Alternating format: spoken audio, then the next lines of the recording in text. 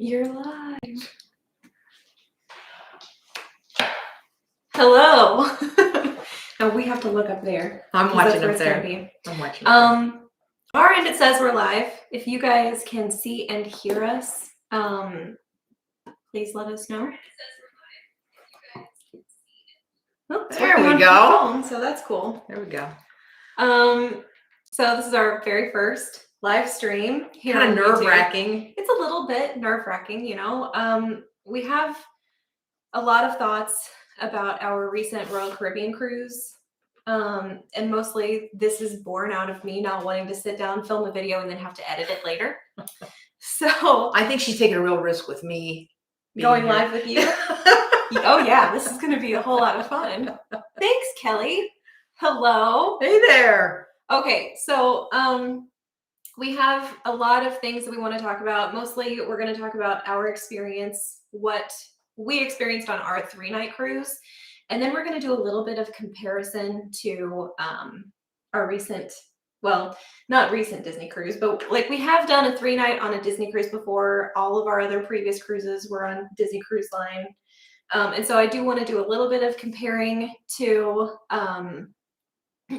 Disney Cruise Line, yeah, price-wise mostly, but also with like some of the venues we can't compare because it was only 3 nights on the Royal. And I've only done one other cruise many years ago. Yeah, it was days after the turn of the century, but it was a long time ago. So I can kind of compare to that, but I think we'll do a little bit of comparing. Yeah. I don't even know how to share my screen, but I do have a spreadsheet that I've made up. Can you see that? I can see that. I like that. Big. Yeah. But to see some of these other things, I would have to lean really close because even though these are glasses, right. If you see me driving and I don't have my glasses on, pull over. Just pull over. So, do you want to start with like all of? I want to go in chronological order, like how it makes more sense to me. I like that. So, and I didn't have much to do other than saying, let's go. Yeah, she decided she wanted to go on a trip. And I chose the cruise and I chose the cruise line. And then she did all the reservations and arrangements. Right. I booked it. Of course, there's a spreadsheet. Yeah, there is. And if I knew how to share it, I totally would. But I don't. So I can't. But I totally would. So I want to start with the booking process. Yeah. We booked online, didn't call anybody, have never cruised on Royal before, so we didn't have their, anchor number or something. Yeah. I thought the booking process was really easy. It almost felt too easy because there were things that I've experienced that Disney Cruise Line asks for, like information that Disney asked for that Royal did not ask for. And I was like, is that it? Is that all? That all they needed to know? You know, they want to know your name and then they want your credit card number. I just thought it was really easy to book the cruise. And then booking activities, and I say activities loosely, like beverage packages, prepaying for gratuities, which is something we had the option to do. Doing those before we got on the cruise was really easy. Once I figured out that there's a secondary portal that you have to go into because they send you like a link in your email. You click the link, it takes you to a website that is not the Royal Caribbean website. It's like a secondary portal into this whole new world where you can book beverage packages. Mm-hmm. You can book spa treatments. Mm-hmm. You can book, you can prepay your gratuities, port adventures. If you want to do at the thrill park at Coco Key, you can. And so booking those was really easy. It didn't seem like, now we didn't try to book anything, so maybe it wasn't limited, but it seems like when we booked Disney, a lot of those things are already closed and you try to get into them and it's already full. So some of that could be the cruise, the venues maybe had more openings. Maybe it was the venues that we looked at, but it didn't seem like there were things that were limited yet. Right. We didn't have any trouble getting things, and we booked, paid for, and sailed all within about 2 weeks. Yeah, about 18 days. It was 14 a days. very last minute. I think it was 17 days is what it was. I think. Okay. But it was a very last minute decision for us to do this. And so I was anticipating having a little bit more trouble getting things booked than we did. It was really easy. So when I got into the portal to book our beverage packages, because that was something that I was really excited about trying. You know, you hear all about the beverage packages on other cruise lines, and you think, wow, wouldn't that be fun to just like wave your card and they give you what you ask for, and you don't have to like give them money or sign a sheet of paper. But it's paid for up front with tips, and they Right. calculate in, like, I think it's 18%. So you pay for that at, you know, since we got it at the time of booking, you know, we paid for it then, and we paid for the gratuities. So when we got on board, our drinks, beverages were covered. And so the drink package we got was like, they have, I think it's 3 different tiers. We had soda pop that was covered. We had coffee, specialty, milkshakes, smoothies, those would have been covered. Fresh pressed juices. And then any alcohol that we would have purchased. I think not that was called all alcohol, but you know, alcoholic beverages priced $13 or less. and they do have some high end, or I should say higher end. It's not all well drinks and just beer, but it was some nicer alcohols. Because I know one of my friends, you know, had actually snapped a shot and texted me and said, these are the alcohols that you have to choose from. And they were nice liquors, nice liqueurs to choose from. And then most of the venues had some sort of bubbly or some sort of wine that you could also choose from. And the staff knew you've got the beverage package on your card, so you're going to not want to pick this, or you're going to have to pay for that if you choose, you know, that particular beverage. So when we were in the dining room and we chose the beverage, they brought us the list and said, you know, pick one of these. Right. So this is the CPAS card. And right here, it says Beverage Package Deluxe. And so, yes, the fancy coffee was covered. So we had the Deluxe Beverage Package, which included soda. And we even got special like soda cups, and we don't have them here. They're in the kitchen. I'll ask Smokey. Oh, I really like the cups that they gave us, because there's not like a stupid handle on them. They actually fit in the cup holder of the car. And then like drinking out of them was a really, I don't know, a pleasant experience. I like the cups that they gave us. I did like the cups. But yes, the fancy coffee was covered, and even like fancy coffee, alcoholic beverage coffee, because you had one that was like a captain's call, and I think I had the Irish coffee. Yeah. And that was also covered on the beverage package. Or the deluxe beverage package, which I really enjoyed. Now we pre-booked that, so we got what was called like a buy one get one half off. So it was supposed to be $69 per person per day for the beverage package. And the way it works is, if I want the beverage package, I have to buy it for the full length of my cruise, and everyone else in the stateroom also has to buy that same beverage package. Now, if she doesn't drink, we could have called Royal Caribbean and said, hey, can we put her on like the soda package? Yeah. Because she doesn't drink alcohol. Like, let's say I was pregnant and I can't drink alcohol, then it kind of defeats the purpose. However, I also drink like fancy coffee and the smoothies. I mean, we never went to Johnny Rockets, but the milkshakes at Johnny Rockets were included. So what happened was, when I booked it, I was a little bit shocked because it said $69 per person per day. I'm like, okay, so I did the math, I wrote it down. I was like, you know what? That's actually not a bad price, because I'm writing down what I think a drink is going to cost and how many of those I'm going to drink in, you know, the course of a day. And to me, it seemed like a good deal. But then when I went to click pay, they added the automatic gratuity. So they automatically added 18% gratuity to the price of the beverage package for each person.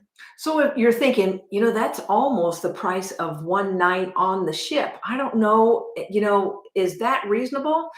But I'm not a big tea drinker. I'm not hot tea or cold tea. I might have, you know, some hot tea, maybe a couple of nights a week.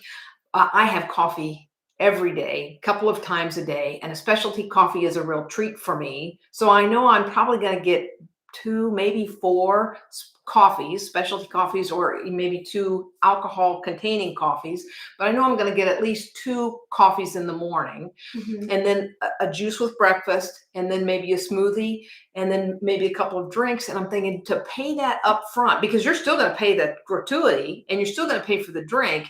It's just that when you get home, you don't have that sticker shock from looking at your bill from online. Right. And I mean, I think we can do a little bit of comparison to Disney Cruise Line right now. When we cruise Disney, and I know Leg Life just said this, We always have sticker shock at the end of our Disney cruises with all those drinks of the day. Well, that's exactly right, because we do too. I made her start doing a pro forma to calculate out, a taxi and the night at the hotel. How much money are we really going to spend before we get there? Yeah. How much are we going to spend at Palo? How much are we going to spend on beverage seminars and port adventures and the taxi to get from the airport to the hotel or the airport to the port? And so I try to make a pro forma for that.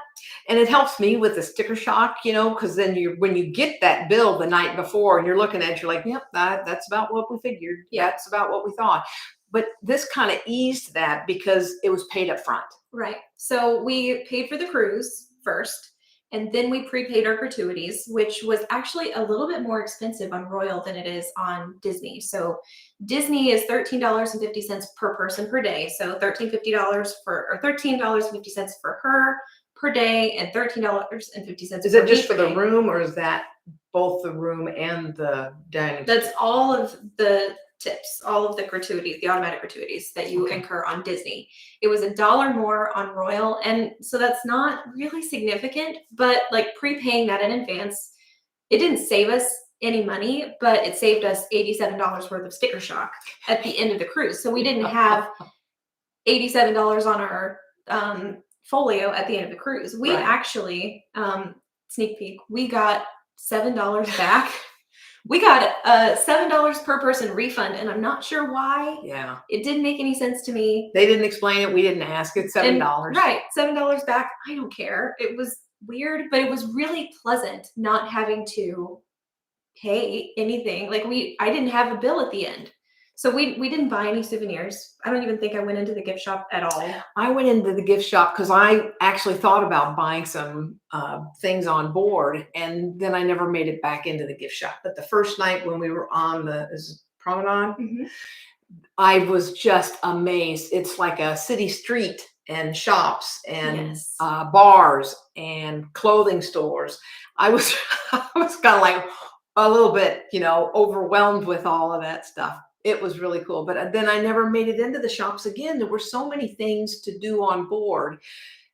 I was really kind of amazed. There were a lot of things to do on board, and I almost did none of them because my goal of this trip was to relax and have some time away from home, some time away from like those everyday responsibilities that you have, like taking care of the dogs and the cat, cleaning and cooking, and all of the other things. And so I took 2 books to read, and that was my goal. I wanted to just read and sleep in and relax and get away from things. And so that was my goal, and I succeeded in that. Yeah. Thanks, Mackenzie. I wanted to, try a different cruise line. I wanted to have a weekend away. I wanted to, break my nutrition plan, because I hate the word diet because the first 3 letters in it are die, but I wanted to break my nutrition plan, and I just wanted to relax. I love being at sea. I love cruising. So we thought we would do this and give it a try. And I just had so much fun. I was just giddy with excitement the night we did our COVID test. It was just preparing for it. I always get excited. Speaking of COVID test, I want to talk about the COVID test, because I don't think I did a very good job of explaining the process of buying the COVID test through Royal Caribbean in that video. And I meant to. That was the whole purpose of sharing that. But Royal Caribbean makes you test before you go, but they don't provide the test for you at the port. You have to come to the port with your negative test that has been taken less than 3 days in advance. They give you like a link to purchase the COVID test through Optum. So what you do is you buy like an at-home kit that also comes with a like QR code that you scan, and then it's like a proctored exam. So that's what we did at home. And they're watching you on your video camera. Yeah, you FaceTime them basically. And so they're watching you take the test, and then you show them the results. It was a really smooth process. But something I didn't share that I meant to was Royal Caribbean suggests you purchase the test, you order the test 2 weeks in advance, so that you have it the week before you go. And we couldn't hardly do that because we were so smushed to the end. I got really lucky. And so I ordered the test almost immediately after we booked, and it showed up the week before we left. I think it was And she got an expedited. email the week before we left. I got saying, an email the day it was delivered saying, "Hey, you should be sure to order your COVID test." And I'm like, "But isn't it a little late to send that email?" Well, that was kind of our fault because But I'd already ordered booked. Yeah, but we booked so late they couldn't send us the automatic. Right. So we ended up getting the COVID test in time, but I think it's important to know that you need to have the COVID test in your hands, several days before you're going to need it, because if you don't, there's no guarantee you're going to be able to get it. Yeah. And I didn't want to have to go somewhere to take the test just because I think that it's more expensive. Well, and the standing timing, in line, and then so I just doing it at home was really convenient, Mm-hmm. and it was like $70 for 2 tests. And I didn't think that was a bad price. Mm-hmm. The online check-in process I thought was really easy. I really enjoyed that. I think the check-in process is when we prepaid our gratuities. Mm-hmm. Did you enter any of our passport information online? I did. Okay. So that in the check-in process was when I entered more of the information that I thought they would need for the booking process. So I thought it was interesting how they kind of transferred some of the booking process into the check-in process. Mm-hmm. Just like when you check in for Disney Cruise Line, you need like a photo for your photo ID that they'll associate with your CPass card. And then because when you scan your CPass to get on the ship, get off the ship, your picture shows up on there. Yeah. So where was I going with this? Oh, you also needed to enter your passport information and then vaccine card information. And there were some people that we saw standing in a line because they didn't have passports, they just had birth certificates. And that was a much slower process. I think that having a passport, and wait, here's your soapbox. Would you like to stand on that for a while? 2022, I think it's imperative. Just get a passport. Just do it. Yeah, get the passport, take the passport with you. There was somebody on the ship with us when we were they were going to get off in Nassau. And they asked us, and we're just walking around the ship like, I don't even know what we were doing. We were going from lunch. We were going to go find a place to sit and read. Yeah, so they asked us, do we need our passport to get off in Nassau? And I'm like, technically, no. No, they'll let you off the ship. They may not let you back on the ship. I would always take the passport with you because I think it's always a better idea. So here's my soapbox. Okay, you get off of the ship, you have a good day, and then something unforeseen happens, and you are, what we call freestyle, or what I call freestyle. You're just kind of out there shopping, or, went to a local pub, or went and had something to eat, and now for whatever reason, you cannot get back in a timely manner. So there you are with your beach bag, in your swimsuit, and all you have is your lanyard and your CPass, or your key to the world, or whatever. You don't have your driver's license, you don't have your passport, you might have a couple of credit cards, or they may just be in your Apple Wallet on your phone, so you don't even have that. I mean, then you're kind of in a bad place. Right. So as a source of comfort for us, we always take the passport. Yeah. It's just a much better idea. Yeah. Port arrival and embarkation. Yeah, so getting to the ship, parking, boarding, and luggage things. Yeah. So the luggage tag was different. This was also in that first video that was sort of like a mess of chaos. I know you printed with a color printer. Yes. If you don't have a color printer at home, is that going to cause a problem when they print that? They prefer colors, what they say. Black and white, I assume, is okay. But what they said on the sheet, and I don't even think I have one. The instruction sheet. But what they said was color is preferred, but black and white is fine. But it's different from Disney, and I'm doing the comparison thing again. We're just going to kind of like parallel that, I think. Disney mails them to you, and it's like a sticker. Royal Caribbean makes you print as many as you need, then you fold them up. It's like DIY origami with no instructions, and then you staple it. And then you put it on your luggage yourself. Yeah. So you have to write your own name on it. It's like a blank sheet. It has your room number and, information that they use, but you have to write your name on it. And I'm not sure why they need your name, but whatever. And so then you staple it on your bag. Port arrival time for us was 12:30. We were at the port kind of about noon. Traffic. We went in at noon. We were there at 11. 11. I was just a little bit anxious. Traffic here has been pretty wild the last 6 months.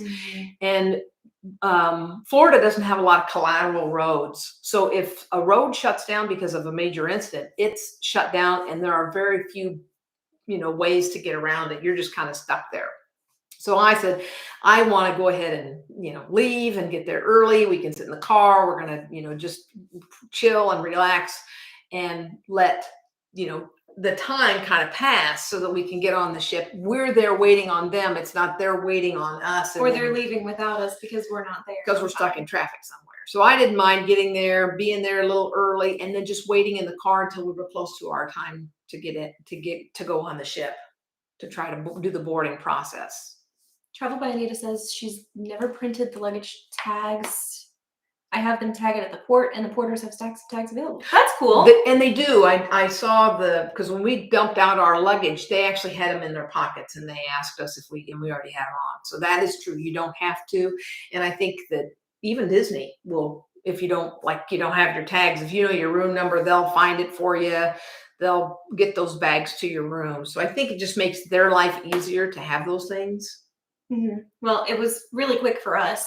What I found different about the port arrival was Disney Cruise Line wants to see they do your COVID test in the car before they even let you out of your car.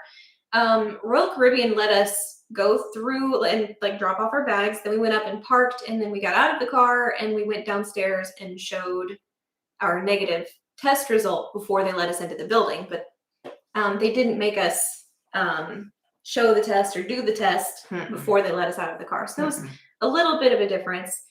The embarkation process. Now we were in the car. I think we got there about 11. We got out of the car at 12 because somebody had to use the bathroom. Well, you go through the maze. They take your luggage, and then we drove around and parked. We waited in the car until noon. Somebody had to use the bathroom.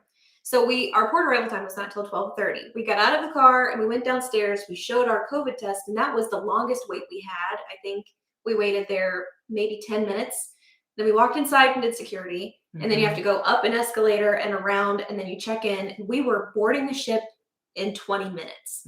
So we boarded the ship before our port arrival time. The thing I really enjoyed was everybody we met that worked for them was so happy to see us and so friendly. They made us feel welcome, like they wanted us there. Yay, welcome. We're so glad you're here. Obviously, when we go to the Disney port, they're all pleasant and happy, and we kind of know where we're going. So we, are kind of bumbling around, wearing our mask, don't know where we're going. And they're just like, oh, hey, come over here. So we would go over and stand, and there was no line for this particular lady. So she, said, now just go over that way. And then we go over there to get through. And I'm like, what do we do now? And she goes, just walk on board. Yeah. Embarkation process was so easy. Very smooth. It didn't feel real because we just walked through security, and then we showed them our CPass, I think in the Apple Wallet is what we showed them, on the phone. Yeah. And so she scanned that, and then she was like, have you done your health questionnaire? And I was able to do that before, the day before. Yeah. And so that was done. She's like, okay, you're good to go. I'm like, what does that mean? And she's like, you walk over there through those doors and you get on the ship. And we did. Oh. So we walked on the ship, and there was a couple of staff members right there, telling people, you can go get something to eat. You can go there are a couple of bars open. And if you want to do your muster drill, we'd like for you to do that first.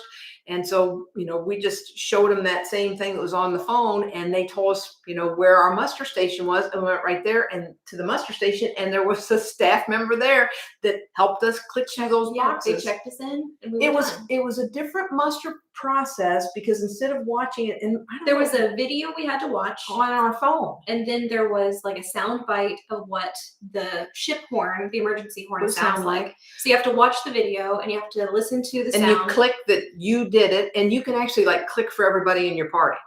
Because I was stumbling through mine, and she goes, I already clicked it for you. And so then I refreshed, and it showed on my app that I'd already completed that task. I think it turns green, this is done and this is done. And then the last task we had to do was actually check in with the crew member that was at our muster station. So you want to have the app, or at least one person in your party needs that app on their Mhm. smartphone so you can click through all those things. But, you know, if it was I guess a family of 4, you would be able to select all 4 of those people and show that all 4 of them had watched those videos and had completed that task. And then I think, is there a barcode or something, or you took a picture of it? I don't know that you were at the station. How did you do that? Oh, yeah, I think we had to scan something. Okay. I don't remember. I'm sure I screen recorded it, but I don't remember. That was weeks ago at this point. And it wasn't that major. That was the big thing. It wasn't like it was memorable because it was arduous. It was pretty painless. simple. Yeah. It was really painless. So after we got on the ship, we went straight up to the Solarium, which was the place I was most excited to be on the ship. Well, we knew our room wasn't going to be available. Mhm. And so we had done a little bit of online studying of the deck plans. And I thought the Solarium sounded like it was just going to be a really fun, interesting, quiet place. And I was so excited to go there and see the Solarium. I don't know why, but in my mind, I associated Solarium with greenhouse. Well, me too. And they did have plants in the Solarium. Now, I don't know if they were plastic plants because I never went up and felt them. No, but it was really quiet, very peaceful. It was an adult-only area, but the age range was 16 and up. 16 and up. Which I liked, because when I was a kid on Disney Cruise Line, and I was 18 and up. When I was 16 and I wanted to go in and find my mom, or even when I walked through, I felt like, oh, I'm not supposed to be here. And so, I don't know, it just felt like I was more welcome on the Royal Caribbean ship in lots of different areas.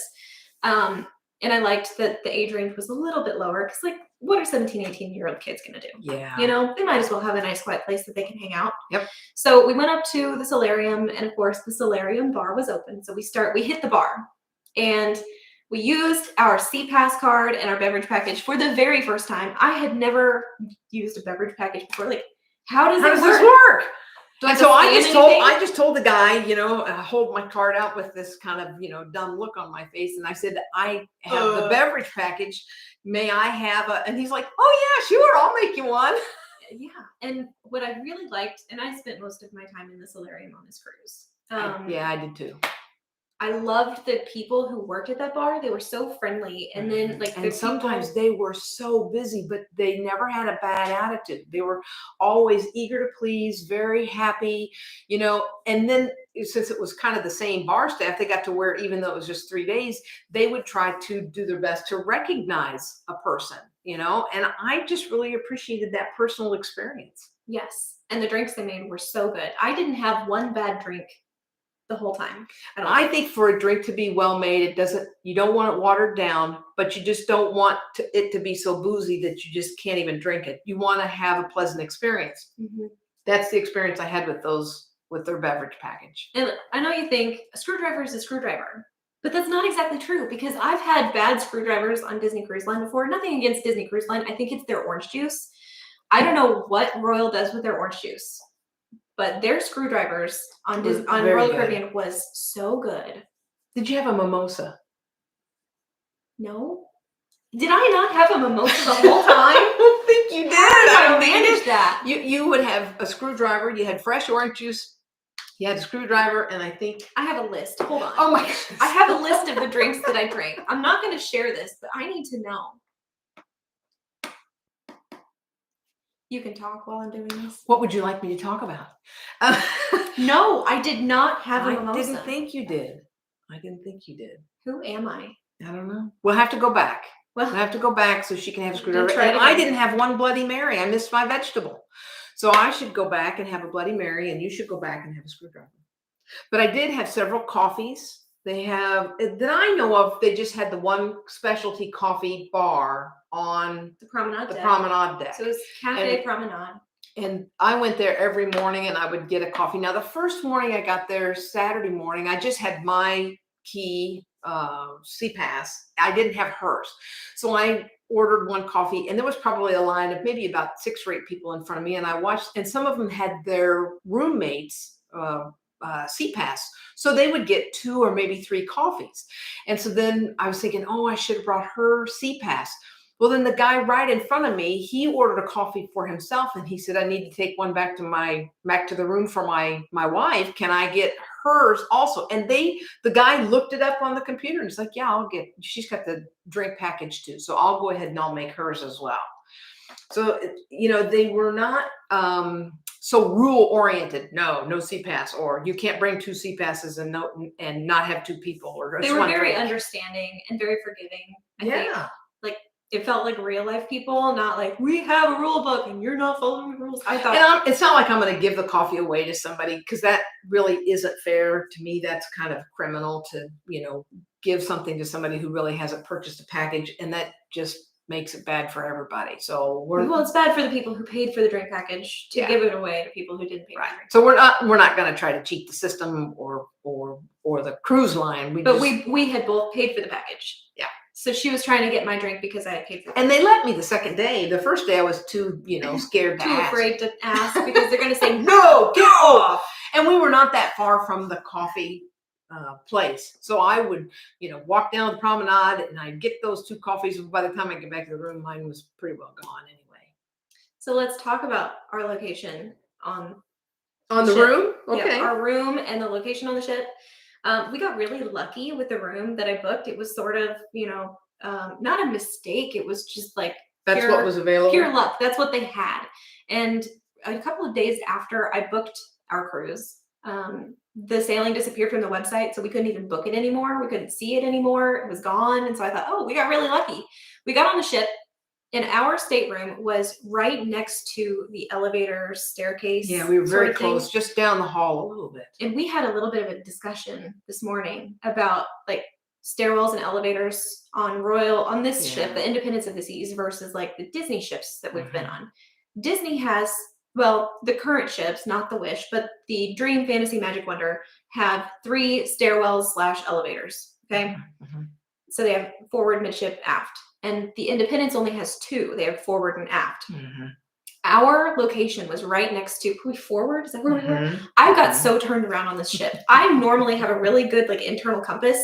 I had no idea where I was the whole time. I was lost. She didn't get lost from the room. She was able to find the room, and she was able to find the venues. I just didn't know what was She just know, am I forward or am I aft? Yeah. And they have a little wave on there, so you can kind of tell by looking, which direction you're going. But it can be a little bit disorienting. I was there for 3 days, and I didn't understand. And you found everything, so I don't know that it really mattered. Right. So I loved the location of the stateroom on the ship because we were right there by the elevators. It was easier for us to get up and down. And then we were right there by the promenade deck because we were on deck 6, right? I think so. Yeah. So promenade was 4 and 5, 4, 5, 6. I think something like that. I really loved the promenade because that's where the internal bar scene was, restaurants, the Serrano's Pizza was in there. I really liked how you could walk down the promenade, the street, and there's shopping and there's dining and there's places you can sit and people watch.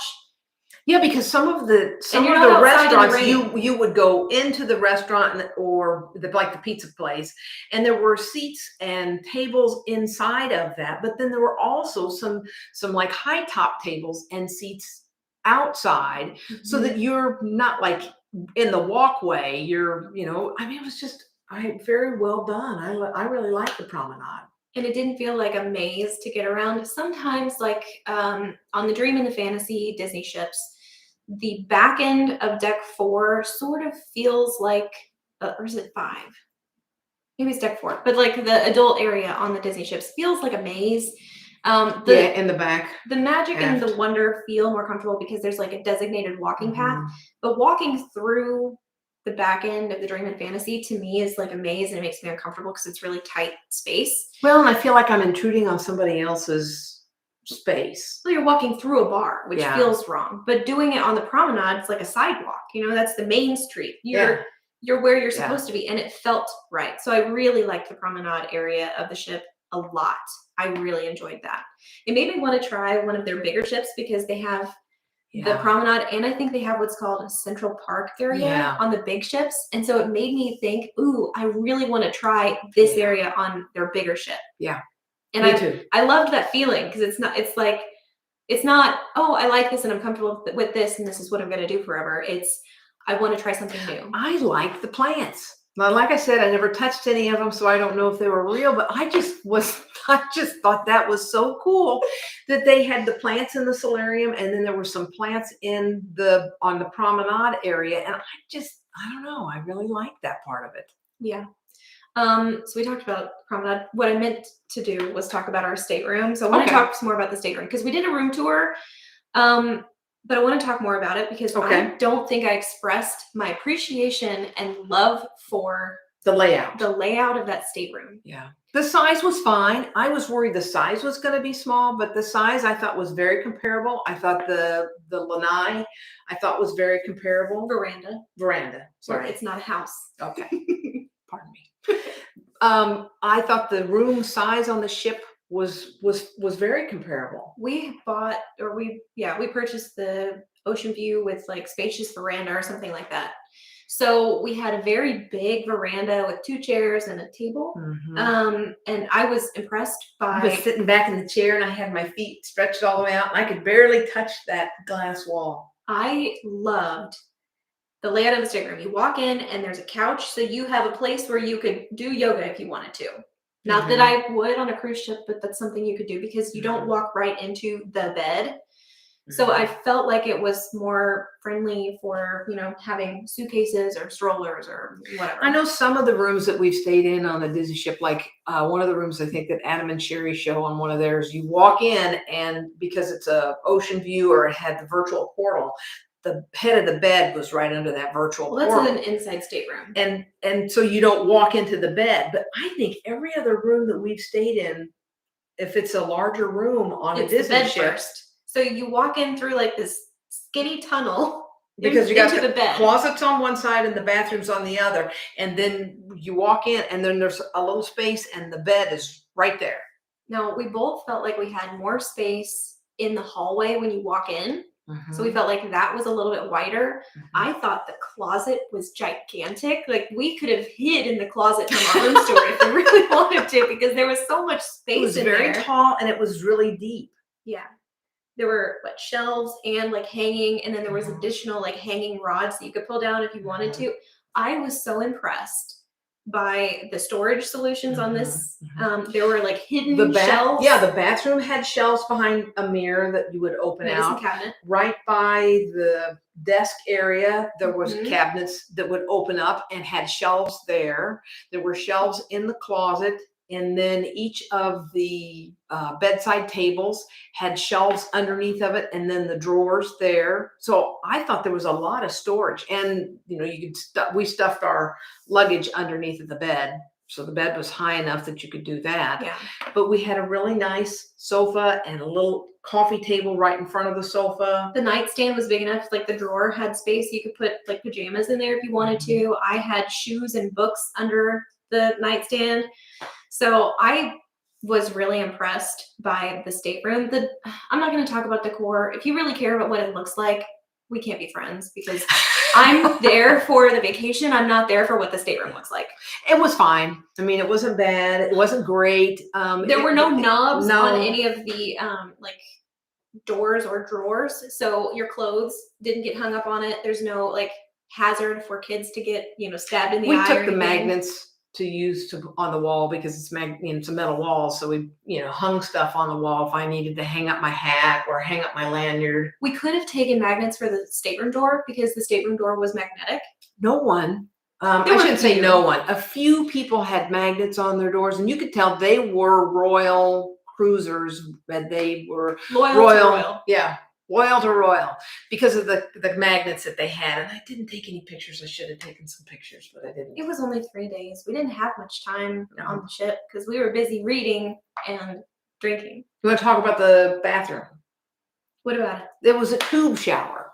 So the shower door kind of closed from both ends around you. Instead of it being a square shower, it was a smaller space, but because it was built like a big circle, I thought that the shower worked pretty well. I would have liked a little bit of like a step to put my foot on for when I was washing my feet and shaving my legs. But that, whatever. They provided the soap and they had shampoo in there. The lighting was fine, I think, in the bathroom and in the room. They had these lights right by the bed that had an overhead light, but it also had like a little map light that you could direct. Yep. So you could turn that little map light on. And I know I did, because one night our neighbors woke us up and then I couldn't get back to sleep. So I turned the map light on and I read for a couple of hours during the middle of the night. And it didn't bother her because the light was pointed right down at my book. And it wasn't like it was a glaring light or lit the whole cabin up. Yeah, it wasn't a great big bright light. It was a directional light pointed right at her book. So it didn't wake me up. I didn't even know she did that. But I'm also a very heavy sleeper. Our bed wasn't that great. No. And I can't complain about the bed. Really, blame that on it, because I know that on one of our recent Disney cruises, the bed was so bad that I slept on the couch, on the sofa. Well, the pull-out. Yeah, bed the pull-out. They made it up couch. for me because it was. She did that on the Disney cruise. Miserable. Yeah, it was on the Panama. The mattress on the Royal was bad, but the mattress that we experienced on the Panama on Disney was also bad. Yeah. So they're equivalent there. And the pillows were fine. Typically, the sheets were fine. Typically, the beds on Disney are great. Yeah. I thought this bed was bigger. Was this a king? I think this one was a king because never once did you crawl into my space, which was really nice. All right. Did you have anything else you wanted to talk about? I mentioned the noise, but that was just one night, and then we never heard our neighbors or saw them again. So I don't know if they tossed them overboard for making noise, because there was another room on the other side. We didn't call and complain. No. I told her, I said, I think I'm going to make a sound like a screaming baby. Like I was to the point where I was like, I'll give them a few more minutes before I get up and go over and like look out the door at them and ask them to be quiet. But they had been out enjoying themselves. I think there was like a midnight 80s party, which I was surprised we didn't hear the music, because we were really close to the promenade. And I would have thought that bass and I kind of wanted to go to the 80s party. I didn't have anything. But I thought, I thought you would have stood out. I thought I just, want to relax. This is what I came for, was to relax. And I'm tired. I'm going to read my book. And so we didn't go, but the neighbors went and they came back and you could tell they had a great time and talked loud for quite a while. But then after that, I never heard from them or saw them again. Can we talk about the movement of the ship? Sure. Was there any? There was very little that I felt. Now, I don't get seasick, but I typically feel the ship rock a little. And at night, it's kind of nice because you kind of feel like you're being rocked to sleep. And I missed that because I think I had it just a little bit on the first night and a very little bit on the way home, like on the last night. But I missed it the rest of the time. And I don't know if it's because the seas were really smooth or if it's because of the ship. But I know the day we were at Coco Key, it was really windy and we had huge white caps. And I remember thinking, why is this such a smooth ride? I was shocked. I was too, because I really like the rocking of the ship. I think it does help me relax. I think it helps me, feel the motion of the ocean. I think that helps me, feel like I'm at sea and I am cruising. And I did not notice it. You said that, and now I'm humming the Lilo and Stitch song. Shows. You want to talk about shows and entertainment and theater? Okay. So, I guess in the video where we went to the Grease show, I guess I never said how we felt about the Grease show. I really liked it. Oh my goodness. I love live theater. I love live theater, but there was something about this live theater that felt so natural to these performers. And I'm going to say something that's probably a hot take. I like the shows on Disney, but I don't like the ones where the characters or the actors are pretending to be very, very young. I think that it feels too fake and it makes me feel uncomfortable when there's a 25 to 35-year-old woman pretending to be a 12-year-old girl. And I don't like that. And so it just kind of feels really forced, and it kind of takes me out of that, like, wow, like they're actually showing this story. So it also hurts their voices, and I don't like that. But I loved the entertainment, all of the entertainment that they had. The ice skating. Oh, the variety that they had of entertainment, and then the quality of entertainment that they had. Yeah. The performers were so how do I want to say this? They seemed normal, like easy to Mhm. get along with. They shared about themselves. There was a not a sing along, but there was like a cabaret show almost where two of the performers from the Grease show came into like the Royal Theater and just had like an 8-piece orchestra, and they were singing live music, and it was beautiful. Yeah. And they shared a little bit about themselves and where they came from, what they did during COVID. And one of the guys that came out and did a show kind of got a little bit teary-eyed about how happy he was to be back, and that was their variety act. how meaningful it was for him. Everybody being laid off during COVID. I don't think anybody had it great during COVID. Some people were essential workers. They worked all the time. Some people lost their jobs and had to stay home. Some people were laid off.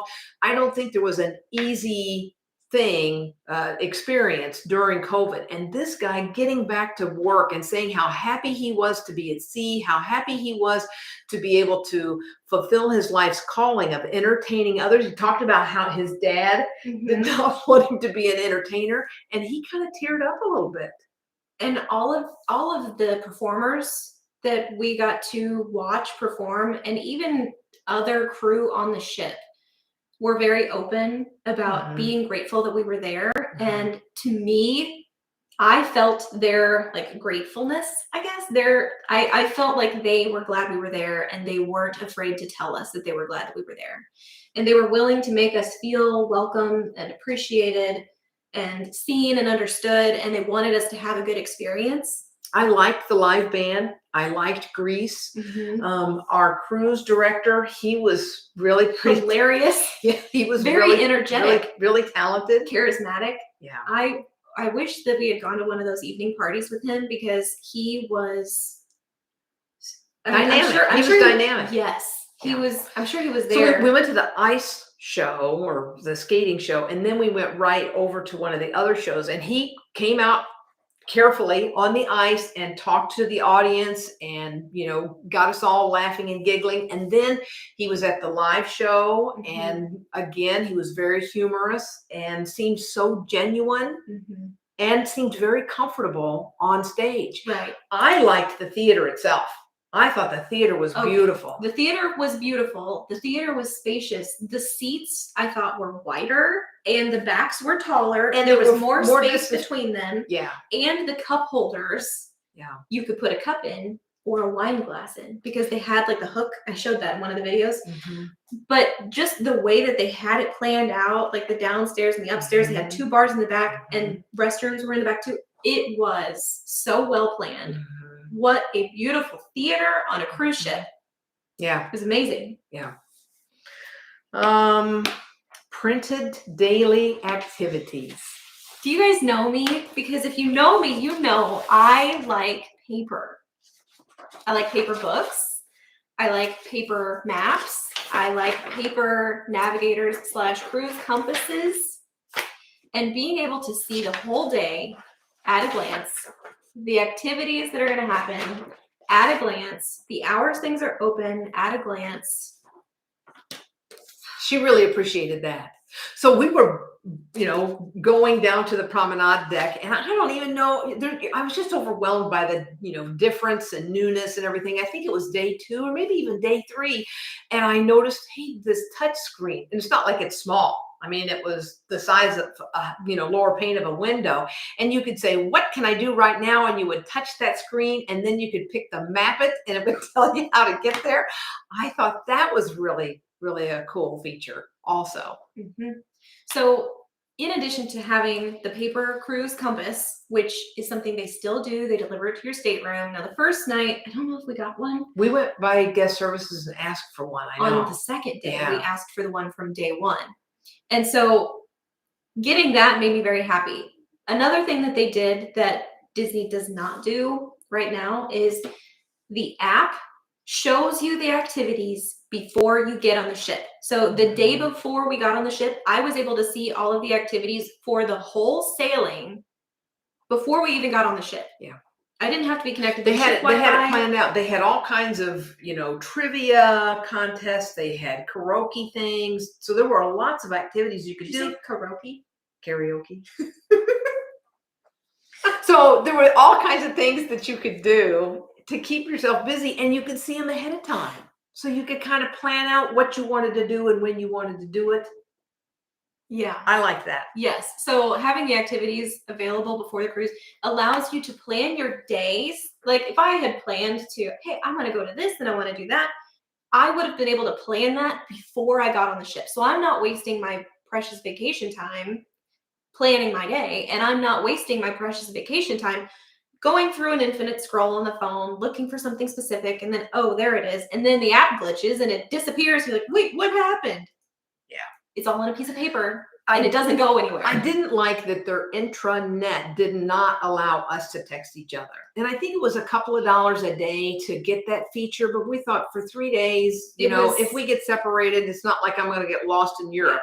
I'm going to be able to find you because I know where the room is. Probably.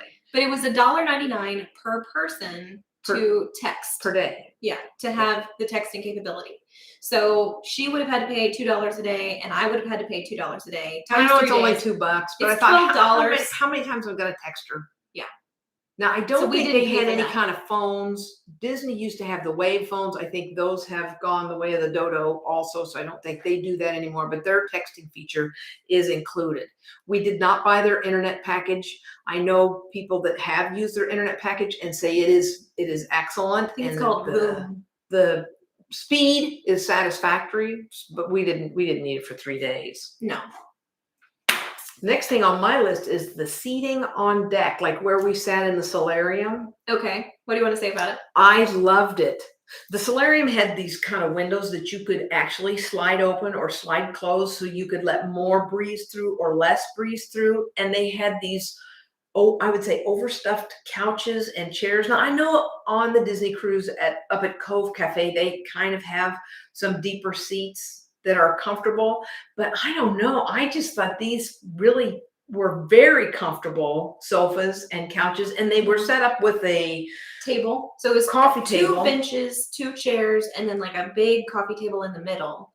So you could have had, 6 people there? There were 6 or 8 people that were next to me on the other side of the plants, and they were playing dominoes, and then they played cards, and they were there for several hours, and you could tell they were just having such a great time. Mm-hmm. And I got the impression that they knew each other, but not well. It was not like they were, family, but somehow, and I don't know if they'd met on other cruises or they worked together, but I could just tell by the conversation and the questions that they were asking each other that they know each other, but not really well. And they were just having a great time sitting in those chairs and playing their games. Mm-hmm. Yeah. And I had a great time sitting there. I sat in one of those benches all day and read all day long. Like, I think I was there for 6 hours. So we were in the Solarium, but we didn't get in the pool. We didn't get in the hot tub. There were multiple pools, multiple hot tubs. But we didn't get in them. I didn't get in the water once. I wore a bathing suit. I planned to get in, and it never happened. And I don't really care. Like, we have a pool here. That's not why I go on vacation. I know for people that don't have a pool, that's important to them. That's important. And so I wanted to be able to get in the pool, and I'm not going to try to push them out, because the thing I noticed about the pool is the people were in the pool and they would bring their drinks to them in the pool. Yes. And I know when we've cruised on Disney before, they've asked you to get out of the pool to drink your beverage. And I don't know if they are concerned you're going to spill it inside the water. I don't know, but that's just been the experience I've had. Yeah, we've been scolded before by the pool guy to, get your drink out of the pool. You can't have that in there. And on Royal, they kind of give it to you in the water. And there are people in the water. There are benches in the water where you can put your cup. It was shocking. I'm like, whoa, this is completely new. It was across the top of the pool. And so when we walked by later, there was nobody in the pool. But there were like 6 or 8 empty cups. Empty cups that were there. And, the cast member was the crew member was picking up those empty cups. Mm-hmm. Also, mentioning the pool, there is a lifeguard for the Solarium pool. It's not a big deal, but it is something that I noticed. So I kind of liked that there was a lifeguard there, because Disney doesn't do that for the adult pool. They trust you to swim on your own. Yeah, it was a bigger pool also in the Solarium. I thought so. The Solarium, when I visualized it in my mind, I thought it was going to be, covered up and domed, and I thought that is going to be miserable hot, but it's not. There is some like glass panels around some of it, but it's open at the top, and then you can open and close those sliding windows by where those sofas and chairs are. And I think, was it the port side that was the smoking side? Yes. So, and maybe that's standard on ships. Somebody, if you like guys know if that's standard, let me know. Food. Did you want to talk about the dining rooms and the dining options? We ate in the dining room, the main dining room, twice. Yep. It was easy to make the dining reservations. I did that while we were at the Solarium on the first day. It was really easy to make the reservations. I was worried that dining reservations were going to be gone and we weren't going to be able to have dinner, and we're going to have to pay extra to go to the like upcharged dining rooms or restaurants, and that wasn't a problem. We were able to get a dining reservation every night in the at the time I wanted 7:30. Yeah, and we ended up. So it wasn't too early and it wasn't too late. It was just like April 25th. All you needed was a light jacket. Perfect date. So we were able to make our dining reservations the first day for all 3 days. We ended up canceling the second one because we wanted to go to the Windjammer for dinner because we wanted to go to the show in the Royal Theater, and the timing just wasn't going to work out. So, I mean, it worked for us. I wasn't impressed by the food, though. No. I hate to say that because it sounds really mean, but I mean, it was fine. It wasn't bad. I liked the variety of the food because on the menu, and you got a paper menu, they marked these are the options that are available every night. And then these are the options that are special tonight. And then these are the options you can pay extra for. So they even in the main dining room, they have options that are like, what was it, a steak and lobster, and they had a few other options that you could choose from that were upcharged, but you were going to be served those in the main dining room, so you didn't have to have a specialty restaurant reservation to go get those. I liked that they kind of sorted it. So you thought, oh, I really like these two things. One of them is just maybe for tonight. So you would want to get that one. And then the other one, you thought, well, I can get that tomorrow night. Right. I wasn't impressed by the food quality. The first night, I thought it was better than the second time we ate there. The third night. Yeah. Yeah. I don't know. It was fine. I don't know.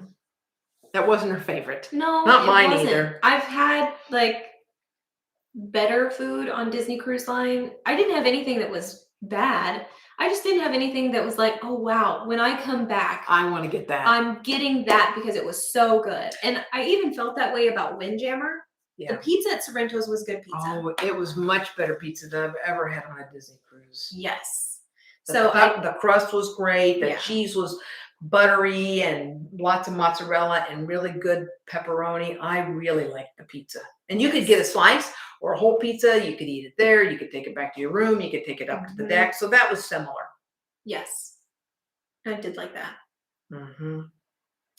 Should we talk about like what formal night attire? We actually, night 2 on our cruise was formal night, and we skipped formal night in the dining room, not on purpose. Like it wasn't like a choice, like, oh, we're going to skip formal night, but it just so happened to be formal night.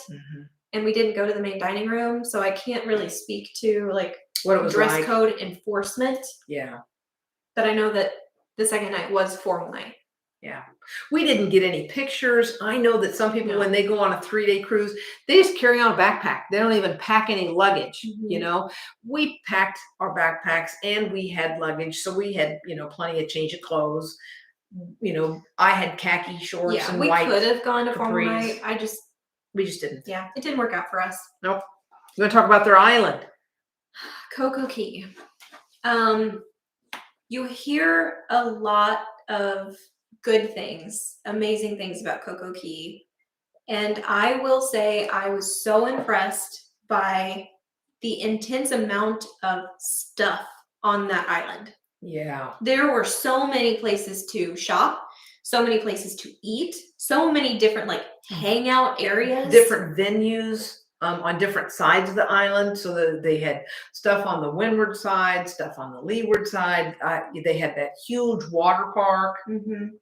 And we didn't explore the island,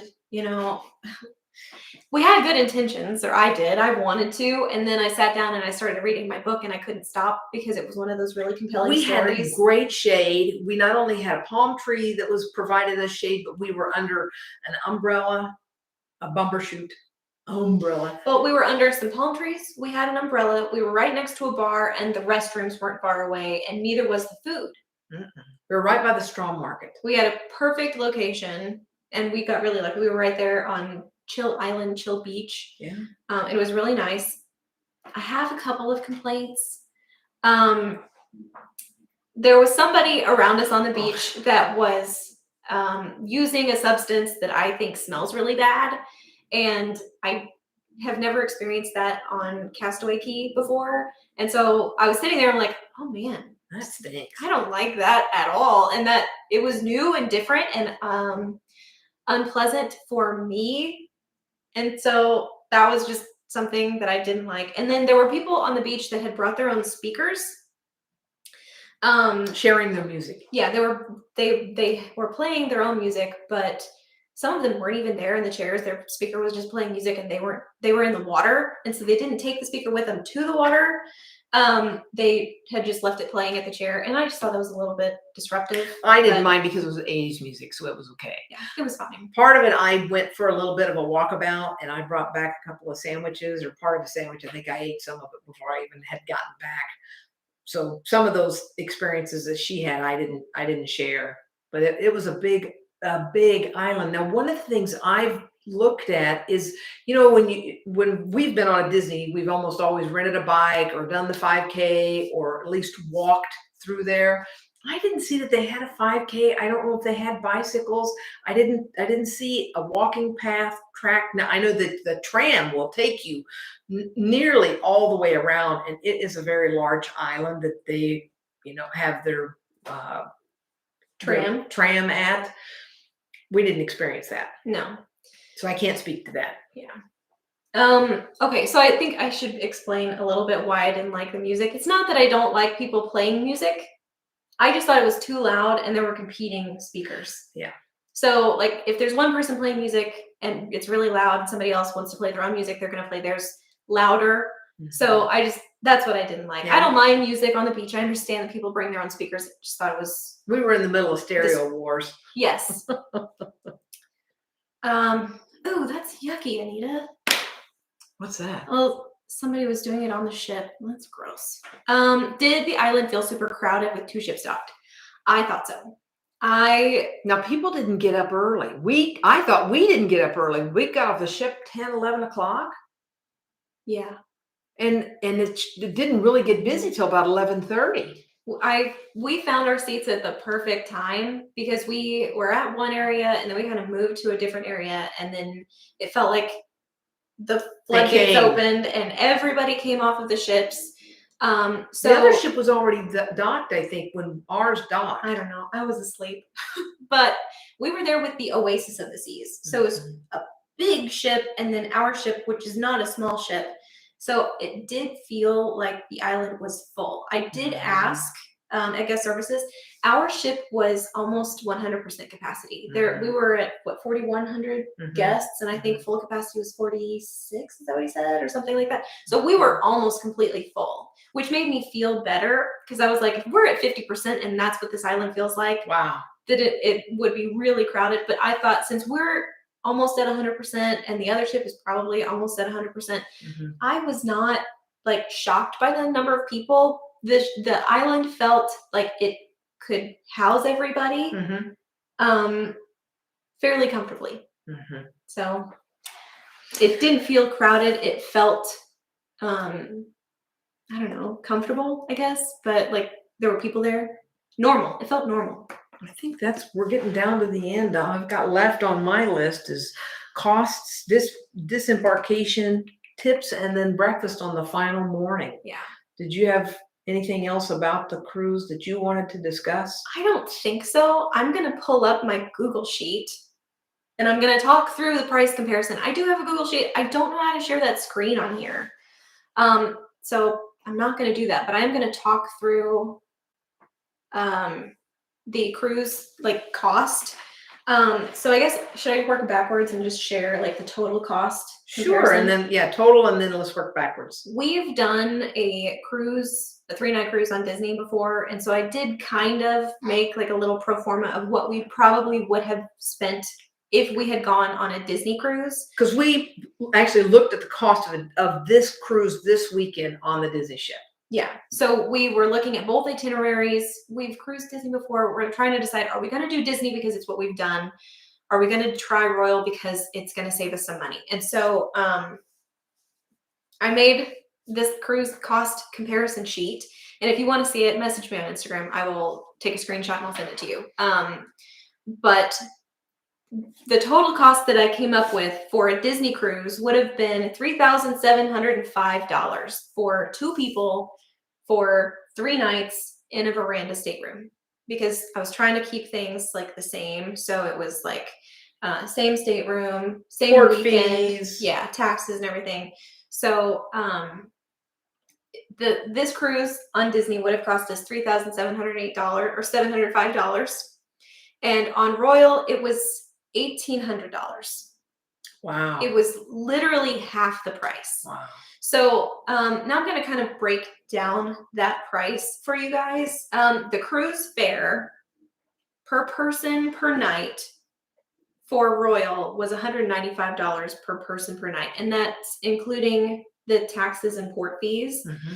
On Disney, it was $533 per person per night. Okay. Per person per night. Including taxes and port fees. What about purchases? Okay, so gratuities on Royal was actually more. It was $87 on Royal Caribbean, where it would have been $81 on Disney. The COVID test was $70 for Royal Caribbean. It would have been included for the Disney cruise. Obviously, the chat feature on Royal Caribbean would have been $12 for us. It's included on Disney. The beverage package for us was $488.52. Okay, so $490, almost $500 for 2 people to have unlimited coffee, alcoholic beverages, soda, milkshakes, fresh squeezed juices. So including tips. Yes, including gratuities. If we had, and I kind of broke down the prices for drinks, if we had 2 coffees and 4 alcoholic beverages per day at about $12 for an alcoholic beverage and $6 for a coffee, that would have been $180 per person for 3 days. So that would have been about $360 for 2 people. But then if you add the 18% gratuity, it would have been $424.80. Wow. But that's fewer drinks than what we got on our Royal Caribbean cruise. Yeah. Because I kept a list of the drinks that I had, just because I was really curious, like, how many can I drink without without falling on my butt and making a fool of myself? Oh, I don't think that's right. How much money would it have been if I had paid for it like as I went? Now, something else we didn't talk about. The beverage package includes bottled water. Oh, and we did get quite a few. I would get bottled water every morning when I'd go get the coffees. I would get a bottle of water with each coffee, and he'd just hand it to me. And then I'd get bottled water throughout the day. We got bottled water when we went off of the ship. So bottled water, gosh, and I know you just don't even think about that, but we drank a lot. We haven't talked about it yet. Yeah, we got a lot of value out of the bottled water, because I know I keep a bottle of water by my bed at home. There was a time I think I had 3 of them on my nightstand in the stateroom, just because I wanted one in the morning and I wanted one right before I went to bed. And then what if I wake up in the middle of the night and I'm thirsty? And so I had a bunch of bottles of water, and you could pick them up at like any bar. You just ask for a bottle of water and they give it to you. They would just give it to you. I don't think they were cold, but I don't care. Like, that's not. Well, we had that cooler in the room. Now, if you didn't have the drink package, you did not get the bottled water. Right. But since we had the drink package and they were already giving us, either a coffee or a juice or a smoothie or an alcohol beverage, and you'd say, "Oh, and I want a bottle of water," he'd just hand it to you.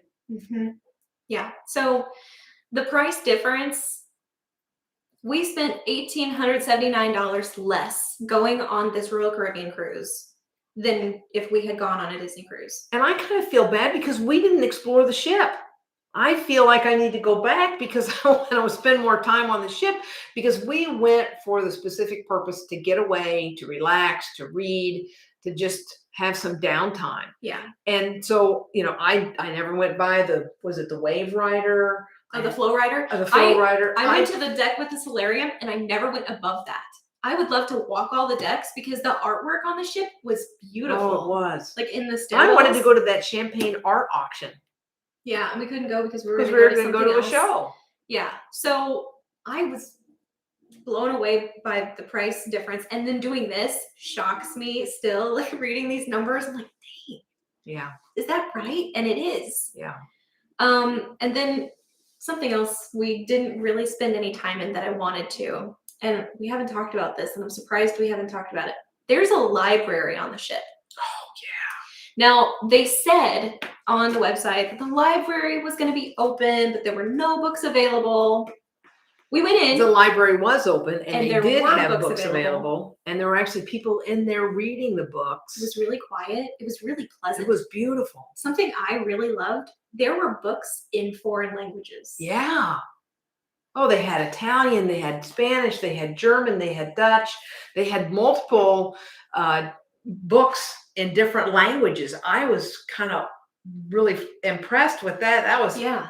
I really enjoyed the selection of books that they had. They had lots of, like a variety of books in the library on a cruise ship. Yeah. They had an ice skating rink on the cruise ship. Yeah. They had a surf simulator on the cruise ship. They had the virtual reality, like bounce house sort of thing. What about the rock wall? Did ours have a rock wall? I think so. I don't know. I think it did. We didn't even go by the kids' clubs. So we were in the Solarium, which is kind of the forward pool area, which is mostly shaded. They do have chairs that you can sit in. They've got loungers that you can sit in. But then in the middle part of the ship is where they have their, I don't know what you call it, Jumbotron TV, and they had a live band that would play. And you could hear that music, but it wasn't like it was really loud in the Solarium. But it was, a very active pool in that middle area with the live band. And there were all kinds of chairs all across that area. Mm-hmm. And that was more sunny. Yeah. No, I had such a good time, and I did not think I was going to enjoy it as much as I did. And I'm totally shocked that I liked it as much as I did, that I had such a good experience on a cruise where I spent almost $2,000 less. Yeah. So it means one more cruise. I like the idea of the first time you go on a cruise or you try a different cruise company, if it's possible to just do a shorter cruise, just to kind of get a flavor for it, just to kind of get a feel for it. Is this the theming that I enjoy? And we did. We had a great time. Yeah. We're already thinking we want to go back. We want to try it again. We want to do another cruise. Do a longer cruise. Maybe a different ship. So, okay, tell me this. Now, we didn't plan this. So I'm just like asking her something that it's coming to me now. What are some things that you would do, or you would try for the first time if you were to go back on this cruise again? Well, for sure. Same itinerary, same ship. What are some things you want to do next time? It's the same 3-day cruise? Yeah. Same itinerary, same ship. Okay. So I would want to explore the ship more and, spend less time reading. And then on the private island, I would want to do the water park. Those slides look tremendous. They really do. I really wanted to do it. One of the hugest freshwater pools in the Caribbean is on the island. And then they have the tallest water slide in the Caribbean on that island. It looked like so much fun. And I've heard so many good things about it. So I would like to try that next time. I would like to try one of their premium dining experiences. They have a place on the ship called Izumi or Izumi. I think it's Izumi, but I would like to try that one because it's like a hibachi place.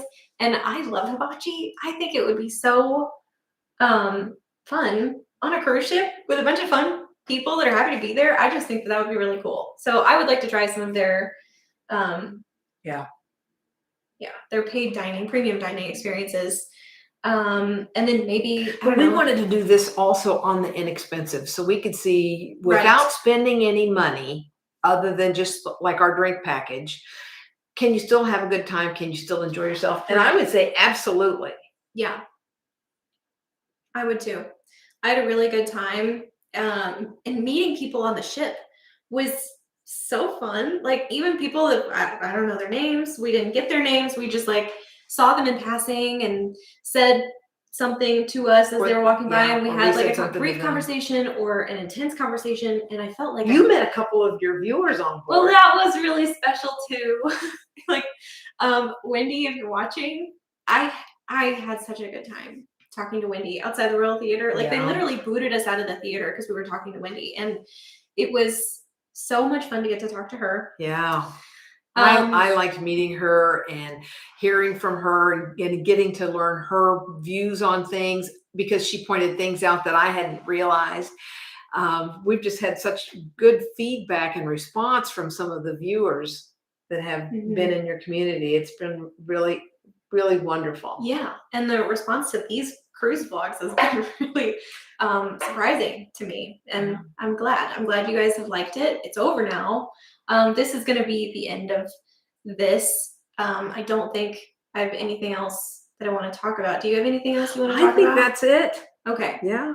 So the floor is open to any questions. If anybody has any questions, any specific questions, anything. We've held you kind of long. Yeah. Anything you want us to answer, now's the time to ask. And I apologize because I can see those comments scrolling through, but only because I can see them scrolling. I can't read any of them. So I'd have to get much closer to read them. We got to get it blown up on a big screen for me to be able to see it. And if you have any questions you don't want to ask live on the internet, you can message me on Instagram. I will try to answer them as best I can. I'm not seeing, oh my gosh, Christine. It's a filter. That's what it is. Oh. Yeah. How are you so pretty? It's a filter.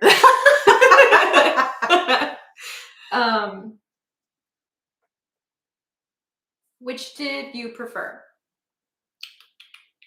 That's really hard to say. Which cruise, Disney or? I prefer? Royal? I really like cruising. Now, I love Disney music. I love Disney. Oops, sorry about that. Stop that. I love Disney. So if money was not an object, yeah, I would cruise Disney, because I love that background music as you're walking through the halls. Sometimes you hear the Disney music. I like that. That helps make that experience for me.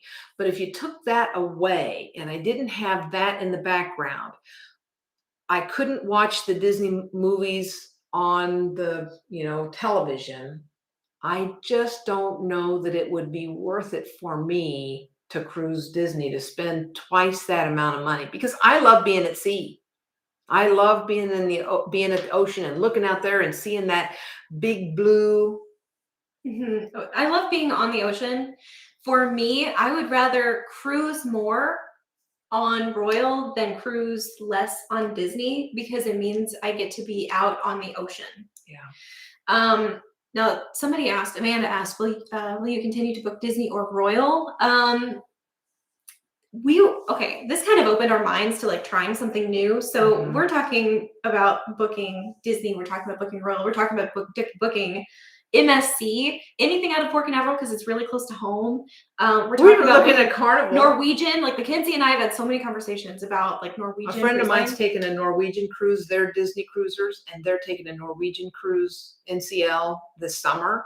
My first cruise 22 years ago, was on Carnival, and it was a 3-day cruise. And we cruised with 8 other couples that we all organized the time, and we all kind of went together. We didn't eat dinner together. There's too many of us. It was 16 of us. And I that's what started my cruise experience. So I'd like to cruise Carnival again and see what it compared to what it was 20 years ago, compared to what Disney is now. I'm willing to give Carnival a shot, because I think that cruising in general has sort of changed a lot over the last 10, 20 years. And I feel like particularly over the last 24 months, everything has changed. I feel like Carnival's really trying to step up their game and become more competitive. And I don't know, maybe it's not, maybe it'll be horrible, but I'm willing to give it a shot. And so having done this Royal cruise, I am much more open-minded to trying new cruise lines like Princess and Norwegian and Royal and MSC and the ones we've never done before. We've even talked about doing Virgin. I don't know about Virgin though. I'm a little bit afraid of Virgin. Yeah. So I don't know. I think for us when we book cruises, and this is something that we've talked about, is like talking about the basics of booking a cruise and going on a cruise. So maybe that'll be a video some other time. But we book cruises based on when we can leave, where it's going, or like the length of the cruise, like how long we're going to be gone. It's not so much like I want to be on this ship or I want to be on this cruise line anymore. You know, like if we wanted to go to Alaska, I think it would be more about where does the ship actually go? How long is it going to be gone? And then how much can we afford to pay to go on this cruise? So there are a lot of factors into making a decision as to when you're going to cruise, where you're going to go to, and who you're going to cruise with. For me, for us, for our neighbors, the friends of mine at work, cost is always a factor. And so looking at when you can take off, when your coworkers are going to be off and you can't take off, and then what can you afford, who else is going to go along, and then what you want to do, all of those factor in. So I think it's a complicated decision to determine, when you're going to cruise, where you're going to go. It's multifaceted. Yes. Yes. The Rebel Mommy asked if there's like ambient music on Royal. And yes, there is. Actually, you commented on this, and I don't even know if I got it on camera. I loved the ambient music that they played because it was timeless music somehow. It wasn't like classical music that everybody's like snooty about. It was music that everyone recognizes. Yeah, everyone from any generation is like, oh, I've heard this before. This is a jam. I like this. This is fun. It's upbeat. And I liked that a lot. But it's really, I don't want to say it's soft or subdued, but it's just background music. It is ambient music. Yeah. And I appreciated that. Yes, me too. Okay. Anything else? I don't think so. We've kept him for an hour and 20 minutes, and I'm really sorry. You guys are really good sports. You've been really patient, and thank you for coming by for our very first YouTube live stream. This was so much fun. I've had a really great time, and I will be back with another video Thursday. There won't be one tomorrow, but I'll be back soon. So thank you guys for watching this and for being here. I hope I answered your questions. If I didn't, leave a comment after this video ends. You can leave it in the comments. You can message me on Instagram.